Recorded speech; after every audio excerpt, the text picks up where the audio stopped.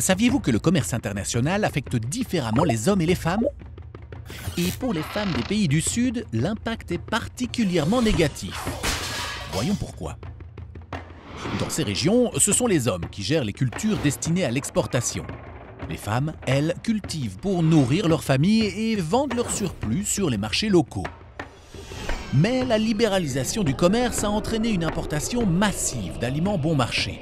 Issus d'une agriculture intensive et souvent subventionnée, ces produits de l'autre bout du monde sont vendus moins cher que les productions locales. Les paysannes subissent alors de plein fouet cette concurrence déloyale qui met leur emploi en péril.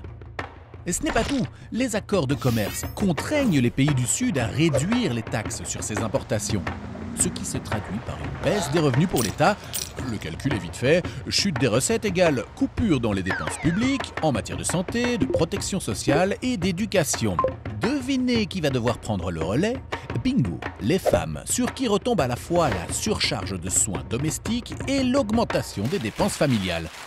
Et au niveau des exportations, justement, la Banque mondiale encourage les pays du Sud à se spécialiser dans les exportations afin de rembourser leurs dettes, mais au détriment de l'agriculture vivrière. Or, l'expansion de ces monocultures, toujours plus gourmandes, chasse les agricultrices hors de leurs terres. Il en résulte une concentration des terres aux mains de quelques entreprises. Pour finir, les femmes ont toujours joué un rôle central dans la gestion des semences, ce qui leur assurait une certaine influence au sein de leur communauté. C'est sans compter les traités de libre-échange qui prévoient une privatisation des semences au bénéfice des multinationales, réduisant au passage le pouvoir des femmes. Privées de leurs moyens de subsistance, les paysannes n'ont plus d'autre choix que d'accepter des emplois précaires et sous-payés dans l'agro-industrie ou en ville.